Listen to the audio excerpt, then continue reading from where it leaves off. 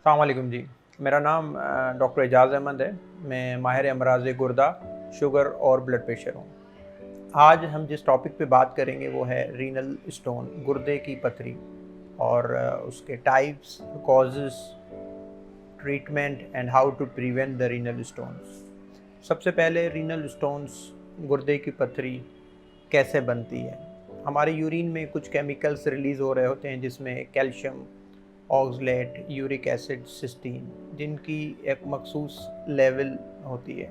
जब उनकी लेवल एक हद से ज़्यादा बढ़ जाती है तब उनकी प्रेसिपिटेशन होती है, क्रिस्टलाइजेशन होती है, जो कि एक्सेस फॉर्म में स्टोन फॉर्मेशन कराती है, मतलब गुर्दे की पथरी।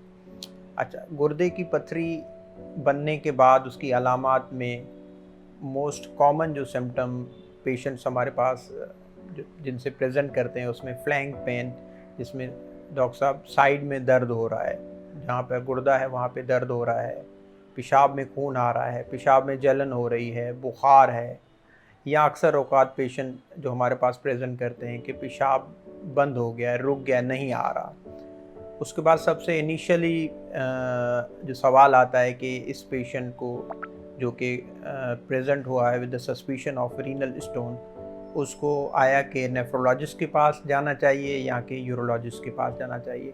इसमें सबसे इम्पॉर्टेंट जो पहली चीज़ है कि पेशेंट को इमीडिएट रिलीफ देना, कि पेशेंट ने जिस तकलीफ़ के साथ इमरजेंसी में प्रेजेंट किया है उसमें सबसे इम्पॉर्टेंट है कि पेशेंट का जो पेन है उसमें पेशेंट को आप आराम दें। तो हमारे पास जब इमरजेंसी में इनिशियली पेशेंट प्रेजेंट करता है उसमें हम पेशेंट को आईवी पेन किलर्स देते हैं, पेशेंट को हम अल्ट्रासाउंड एडवाइस करते हैं, यूरिन डीआर एडवाइस करते हैं, और उसमें हम देखते हैं कि स्टोन अगर आ रहा है अल्ट्रासाउंड में उसकी क्या साइज़ है, लोकेशन क्या है, साइट क्या है, और उसके बाद फॉर फर्दर क्लियरिटी हम सीटी स्कैन पेशेंट को एडवाइस करते हैं। सीटी स्कैन से स्टोन की साइज़ और साइट का मालूम होता है, जिस पे डिसाइड किया जाता है कि आया कि इस स्टोन की ट्रीटमेंट वाया मेडिकल एक्सपल्सिव थेरापी के थ्रू हो सकती है या इस स्टोन को सर्जरी रिक्वायर्ड होगी। नेफ्रोलॉजिस्ट के पास पेशेंट जब आता है फॉर द रीनल स्टोन, तो नेफ्रोलॉजिस्ट ना सिर्फ रीनल स्टोन की ट्रीटमेंट पेशेंट को एडवाइस करता है, बट फ्यूचर में स्टोन की प्रिवेंशन को रोकने के लिए कि किस तरह से हम पेशेंट को एडवाइस करें, क्या वर्कअप कराएं जिससे फ्यूचर में स्टोन ना बन सके। क्योंकि रिसर्च से ये मालूम हुआ है कि एक दफ़ा अगर किसी पेशेंट में स्टोन बन बन जाता है या बनता है तो फ्यूचर में रिकरेंट स्टोन बनने के मोर देन 50% चांसेस होते हैं।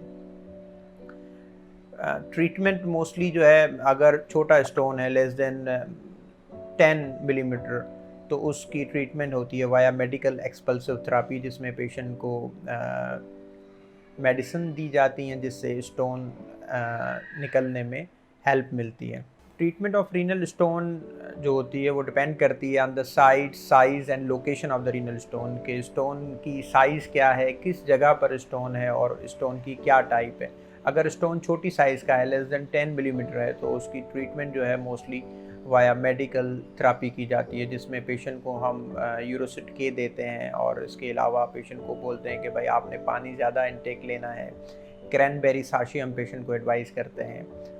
अगर स्टोन की साइज़ ज़्यादा बड़ी है या स्टोन ऐसी जगह पर है जिसका निकलना मुश्किल है, फिर हम पेशेंट को यूरोलॉजिस्ट की तरफ रेफ़र करते हैं, जिनकी वो ट्रीटमेंट करते हैं वाया द लिथोट्रिप्सी। और स्टोन बहुत ज़्यादा अगर बड़ा है तो फिर ऑपरेट का यूरोलॉजिस्ट एडवाइस करते हैं।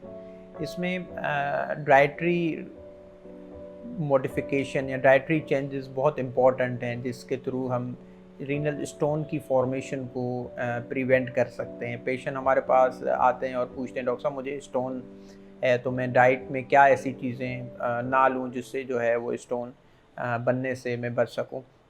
उसमें सबसे इम्पॉर्टेंट जो बात होती है कि पेशेंट को हम एडवाइस करते हैं कि आपने ज़्यादा से ज़्यादा पानी का इंटेक लेना है। अप्रॉक्सीमेटली 3 से 4 लीटर आपने 24 घंटे में पेशाब पानी पीना है, जिससे आपका जो यूरिन है बिल्कुल वाइट कलर का है।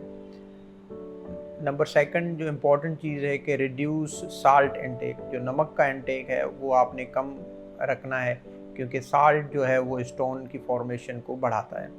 एंड नंबर थ्री इज़ के रिड्यूस प्रोटीन इनटेक, जिन जिन ग़िज़ा में प्रोटीन है उन ग़िज़ाओं से हमें रिस्ट्रिक्ट रखना है या उनको कम जो है वो खाना है, ताकि जो स्टोन फॉर्मेशन होती है वाया द प्रोटीन मेटाबॉलिज्म, उससे हम बच सकें। इसके अलावा ऑक्सलेट स्टोन्स होते हैं। ऑक्सलेट स्टोन में पेशेंट को एडवाइस की जाती है कि वो ग़िज़ाएँ जिनमें ऑक्सलेट ज़्यादा होता है, जिसमें पालक है, आप शकरकंदी है, चॉकलेट है, इन ग़िज़ाओं की जो मिक़दार है वो कम लेनी है, रिस्ट्रिक्ट रखना है, जिससे ऑक्सलेट स्टोन बनने से पेशेंट बच सके।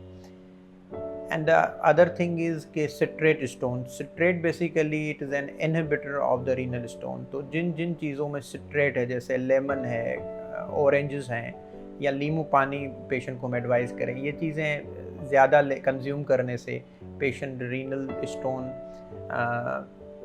बनने से बच सकता है। अगर आपको रीनल स्टोन या गुर्दे मसाने से रिलेटेड कोई भी प्रॉब्लम है, तकलीफ़ है, तो आप मुझसे बज़रिया मरहम आप मुझसे अपॉइंटमेंट बुक करा के और कंसल्टेशन ले सकते हैं।